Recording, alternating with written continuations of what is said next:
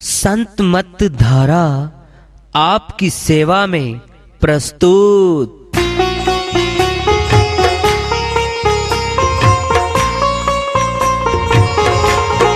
जो चाहता है प्रभु प्यारा वो आओ संत मत धारा। भक्ति भेद बता कर सारा वो कर दे भव के पारा। जो चाहता है प्रभु प्यारा वो आओ संत मत धारा। भक्ति भेद बता कर सारा वो कर दे भव के पारा। जो चाहता है प्रभु प्यारा।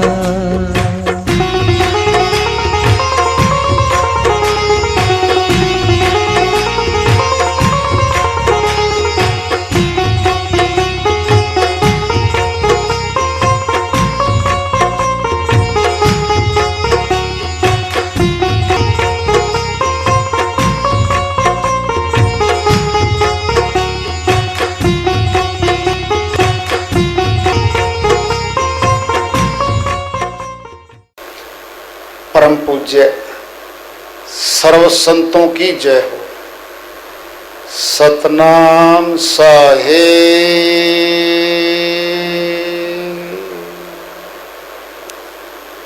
उपस्थित आदर के योग प्रभु प्रेमी एवं जिज्ञासु आत्माओं, हम सभी पूर्ण पिता परमात्मा सभी सृष्टियों के रचनहार कुल मालिक, हम सबके जीवन का आधार, उनकी महिमा को सुनने के लिए यह एकत्रित है। मेरी सभी से अर्ज है कि मैं कोई जगत गुरु नहीं, महाराज नहीं, मंडलेश्वर नहीं, मैं केवल सभी संतों की चरणों की धूल हूँ और आपका सेवक हूँ।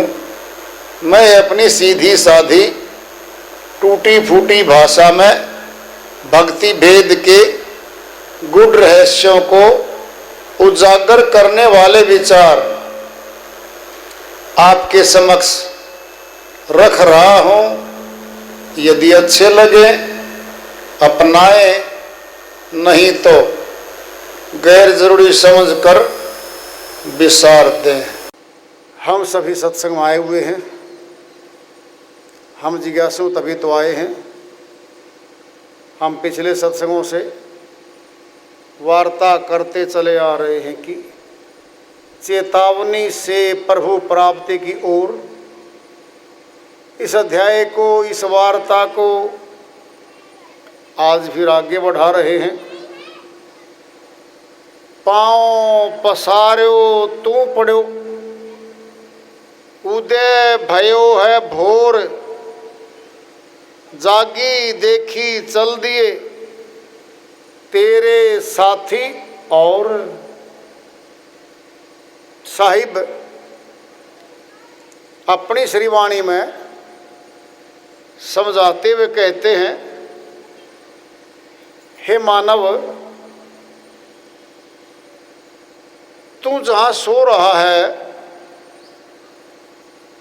जिस गांव में, शहर में, गली में तेरे मिलने वाले तेरे मित्र रहे, तेरे अच्छे जानकार रहे, तेरे साथ साथ रहे, उठ जरा, जग जा। गली से निकला, सूचना मिली फलां व्यक्ति गुजर गया, मर गया। सायकाल तो इकट्ठे थे, सब ठीक रहा, पता लगा रात को हृदय गति रुक गई, हार्ट फेल हो गया, दिल का दौरा पड़ा, जाम हो गया दिल, मर गया। वह तो मर गया, फिर हम सदा रहने आए हैं क्या? नहीं, हम भी चले जाएंगे। पाँव पसार्यो तू पड़ो, उदय भयो है भोर, जागी देखी चल दिए तेरे साथी और। धीरे धीरे एक छत के नीचे दादा दादी आए, उनके वहाँ हमारा पिताजी आया, पिताजी के यहाँ हम आए। दादा गया, दादी जी गई, पिताजी भी गया। कहाँ गया ये मालूम नहीं है। हम शायद शिक्षित हो गए, पढ़ाई लिखाई हमें ज़्यादा आ गई, शायद हम नहीं जाएंगे यहाँ से। जाएंगे भिन्न भिन्न प्रकार के अवतार पुरुष आए, महारथी योद्धा आए, वो भी चले गए। यहाँ कोई नहीं रहा। फिर करने क्या आए हैं? क्या करने आए हम यहाँ पर? अगर करनी को जांच के देखें, हम परिवार बनाने आए हैं। हम तो परिवार बनाया, 2 पुत्र 1 पुत्री पैदा की, तीनों बच्चों को शिक्षित किया, ऊंचे पद पे नौकरी पे आसीन कर दिया। धीरे धीरे माता पिता वृद्ध हो गए, पूरा जीवन उन बच्चों के पालन पोषण पे लगाया। अंत समय वह परिवार छूट गया। अपना समझ के परिवार बनाया था, खुद का था, फिर छूट क्यों गया? अपना नहीं था वो, इसीलिए छूट गया। हम आए धन कमाने, कौड़ी कौड़ी जोड़ी के, जोड़े लाख करोड़ी, करोड़ों रुपए जमा कर लिए हमने। मृत्यु का समय आया, एक एक रुपया, एक एक कौड़ी इकट्ठा करके अरबों रुपए बना लिए। मौत पे छूट गए। जब छूट गए तो अपनी पूंजी नहीं थी, वो कमाई करके हजारों बीघे जमीन खरीद के किसान जागीरदार बन बैठे हम। लिखा भी लिया नाम, फार्म हाउस है फला फला का, ये 50-100-200 गांव का सबसे बड़ा जागीरदार है। श्वासों की सारी पूंजी कमाने में, जमीन खरीद के अपनी बनाने में लगाई। मौत आई, जमीन भी छूट गई। अपनी होती तो क्यों छूटती वो? किसी चीज ने हमारे अंदर बैठी है, उसने उनको अपना बनवाया, श्वासों को वहां लगवाया। कौन बैठा है वो? मन बैठा है वो। आत्मा की पूंजी है श्वास। आत्मा परमात्मा का हिस्सा है, अंश है। मन काल ब्रह्म का अंश है। मन के पास 5 विकार हैं। चोर कह लो, नाग कह लो, नागिनी कह लो, काम, क्रोध, लोभ, मोह, अहंकार, ये पंजा है मन का। पंजा बाज पक्षी का मजबूत होता है। बाज पक्षी के पंजे में जो भी जीव फंस जाता है छोड़ता नहीं है, वो ग्रास बनता है उसका। 5 विकारों के वश में आत्म शक्ति फंसी हुई है। मन कहता है धन कमा, धन कमाते चले गए, धन अपना नहीं बन पाया, मौत आ गई। परमात्मा को जानकर परमात्मा की भक्ति करने के लिए मनुष्य तन मिला था। मौका ही केवल मात्र प्रभु प्राप्ति का है। बड़े भाग्य मानुष तन पावा, सुर दुर्लभ सद ग्रंथन गावा। श्रोमणी गोस्वामी जी महाराज सार वस्तु बता रहे हैं। बड़े भाग्यशाली जीव हैं जिनको आज मनुष्य का तन प्राप्त है। देवता लोग तरसते हैं इसको, हम उल्टा करते हैं। हम देवों की पूजा अर्चना करते हैं। ये तो ऐसे हुआ, एक राजा अपने चपरासी की नौकरी करे। चपरासी राजा की जी हुजूरी करे, बढ़िया, राजा कुछ दे देगा। चपरासी क्या देगा? मनुष्य तन ऊंचा मिलने के बाद भी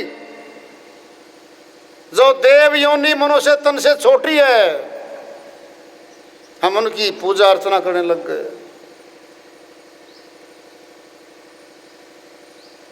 क्या श्रीवाणी नहीं आती रामचरितमानस में? जब आती है तो क्या पढ़ी नहीं है? पढ़ी है तो जानी नहीं है। जो नहीं जानता वह अज्ञानी है।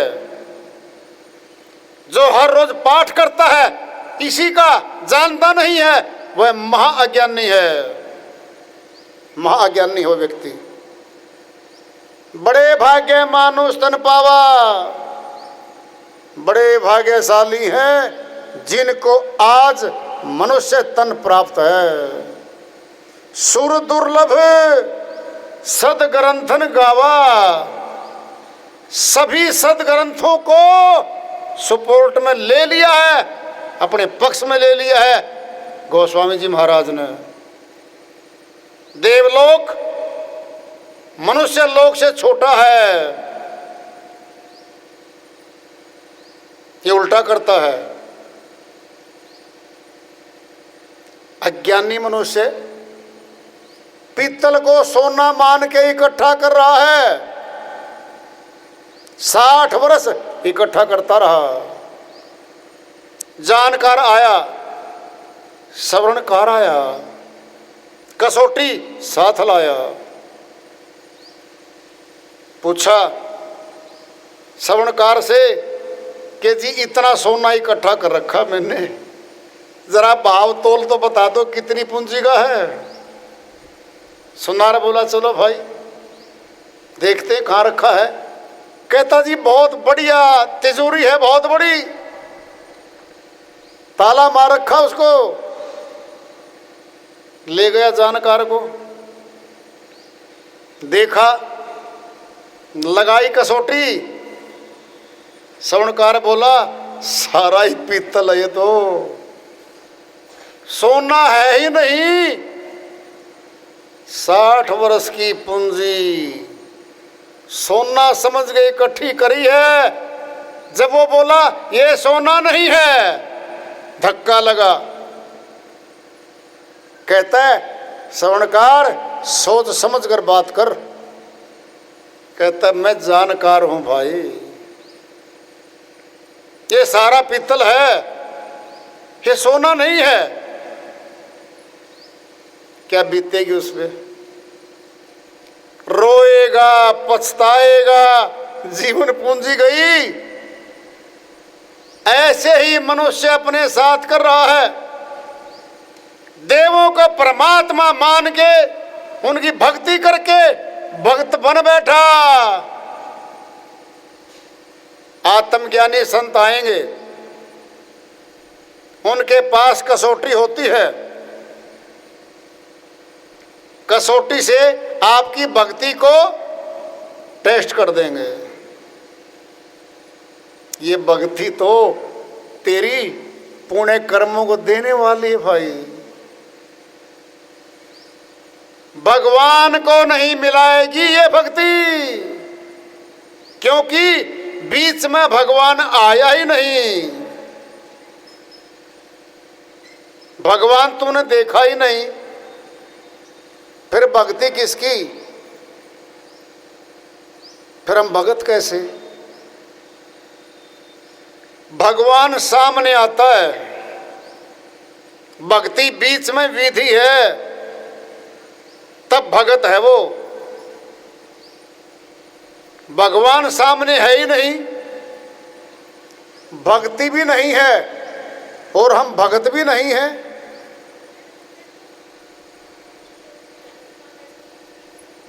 तो क्या कर रहे हैं हम? जी हम तो पाठ कर रहे हैं।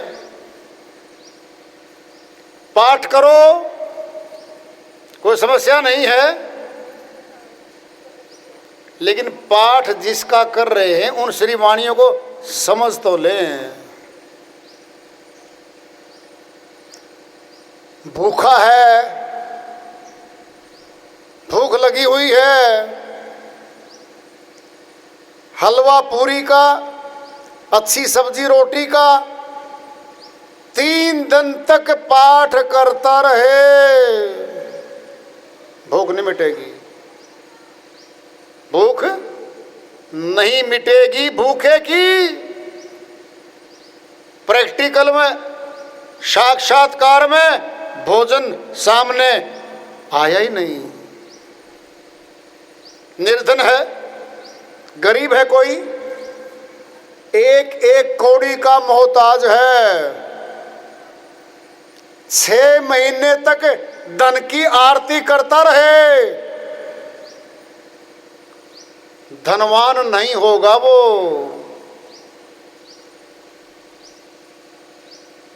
नहीं हो सकता धनवान। बिन देखे बिन अरस परस के नाम लिए क्या होए? धन के कहे धनी जो होए, तो निर्धन रहे न कोई।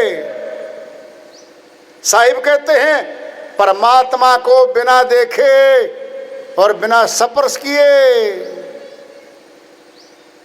उसका नाम लेने से क्या मिला? धन का पाठ करने से धनवान नहीं हो जाता कोई। प्यासा है कोई, जोर की प्यास लगी हुई है, प्यासा श्री गंगा मैया का पाठ करने लग जाता है। जय श्री गंगे मैया तेरा शीतल जल मीठा, मीठा मीठा जल मिल जाए, प्यास मिट जाए। 3 दिन तक आरती करता रहे, प्यास नहीं मिटेगी, नहीं मिटेगी। जबान के बोले जाने वाले शब्द जितने परमात्मा के नाम कहे जा रहे हैं, और परमात्मा से कभी भी नहीं मिलवा सकते, क्योंकि परमात्मा का नाम हिंदी भाषा का गुलाम नहीं है, संस्कृत भाषा का गुलाम नहीं है, किसी भी भाषा का, संसार की भाषाओं का गुलाम ही नहीं है वो, क्योंकि भाषातीत है वो, त्रिगुणातीत है, इंद्रियातीत है, मनातीत है, कल्पनातीत है, कालातीत है। तीनों कालों में नहीं बंधता वो। भूतकाल, वर्तमान काल, भविष्य काल, इनके अधीन है ही नहीं वो। इसीलिए तो एक नाम पाएगा वो, जो भाषा से परे है, 10 इंद्रियों से परे है, मन की कल्पनाओं से परे है, तीनों कालों में बंधन में आता नहीं है, कल्पना वहां जा नहीं सकती। फिर सर्व मनुष्यों का एक ही प्राप्ति का तरीका, ढंग पाएगा वो। क्योंकि मनुष्य बट गया, भिन्न भिन्न भाषाओं में बट गया, भिन्न भिन्न धर्म संप्रदायों में बट गया, भिन्न भिन्न मान्यताओं में बट गया, भिन्न भिन्न गुरुओं, भिन्न भिन्न धर्मों, भिन्न भिन्न देवों देवियों और पूजाओं में बट गया।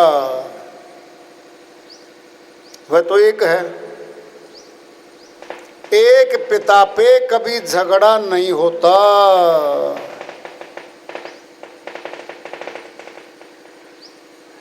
झगड़ा कब होगा? प्रश्न पैदा होगा, ये हमारा पिता है या नहीं है, झगड़ा अब होगा। जो पिता ही एक है, निर्द्वंद पिता हमारा, वो वहाँ कोई संघर्ष नहीं होगा, कोई झगड़ा नहीं होगा। थोड़ी बढ़ा ले, कोई झगड़ा नहीं होगा। क्यों? एक है वो। बर्तन एक है, बजता नहीं है रसोई में। बर्तन 2 होंगे, बज सकते हैं, बजेंगे। झगड़ा एक भाई में होता ही नहीं है। भाई 2 आएंगे परिवार में, पिता की संपत्ति पे, बंटवारे पे झगड़ा होगा, बंटवारे पे झगड़ा होगा। जब एक पुत्र को पिता कहता है, पुत्र सारी संपत्ति आपकी है, झगड़ा है ही नहीं। 2 पुत्र आएंगे, बंटवारा करेंगे। अच्छी और खराब या माड़ी या छोटी संपत्ति पे, बंटवारे पे झगड़ा करेंगे। एक परमात्मा पे झगड़ा है ही नहीं, होता ही नहीं है। अनेक परमात्मा बन गए, अब झगड़ा होगा। हमारा परमात्मा बड़ा है, ऊंचा है, तुम्हारा परमात्मा छोटा है, नीचा है, झगड़ा यहां होगा। हिंदू कहे मोहे राम प्यारा, मुसलमान कहे रहमाना, आपस में दो लड़ मरे, मरम ने काहू जाना। साहिब कहते हैं, हिंदू कहते हैं हमारा तो राम बड़ा है, मुसलमान कहते हैं हमारा तो खुदा अल्लाह रहमान बड़ा है। दोनों अज्ञानी हैं, इसीलिए झगड़ा कर रहे हैं। शरीर में आने से पहले आत्मा का धर्म कौन सा था बता दो, और मरने के बाद धर्म कौन सा है शरीर का बता दो।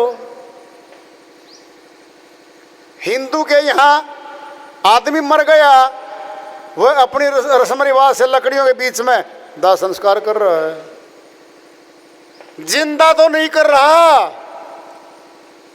मिट्टी में मिला रहा है, मिट्टी में।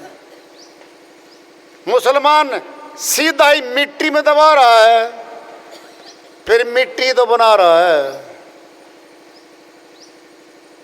और सुनना है, जिंदा व्यक्ति है, ये हिंदू है, ये मुसलमान है, ईसाई है, ये सिख है, ये जैनी है, ये बौद्धिस्ट है। मर गया कोई, बहुत बड़ा हॉस्पिटल है पीजीआई, 10 हिंदू मर गए, 10 मर गए मुसलमान, एक कमरा है बहुत बड़ा मोर्चरी, मुर्दा खाने में चले गए सारे। क्या नाम रख दिया? मुर्दा। वहां नहीं कहा जा रहा ये हिंदू मुर्दा है, ये मुसलमान मुर्दा है, नहीं कहा जा रहा, वहां पे मुर्दा है ये। एक हो गए। अब जिंदे जी एक नहीं हो पाए, वो मरने के बाद एक। हर घर में जहां मौत होती है सभी रोते हैं।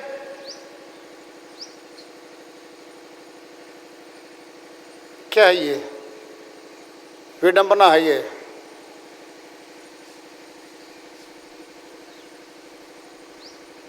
बहुत बड़ी मनुष्य के साथ विडंबना है। मरने के बाद शोक मनाएंगे, सभी बैठेंगे। जीते जी एक परमात्मा को न जान पाए न प्राप्त कर पाए, झगड़ा ही करते चले गए बस आपस में। समय बीत गया, श्वासों की पूंजी मिली, वो खर्च हो गई। किस लिए मिली थी वो पूंजी? साधन धाम मोच कर द्वारा पाईने जेही परलोक संवारा। गोस्वामी जी महाराज, अगर रामचरितमानस को मानते हो और पढ़ते हो और पाठ करते हो तो जानो साधन धाम मोच कर द्वारा, उस मुक्ति के द्वार में पहुंचाने वाला साधन चाहिए,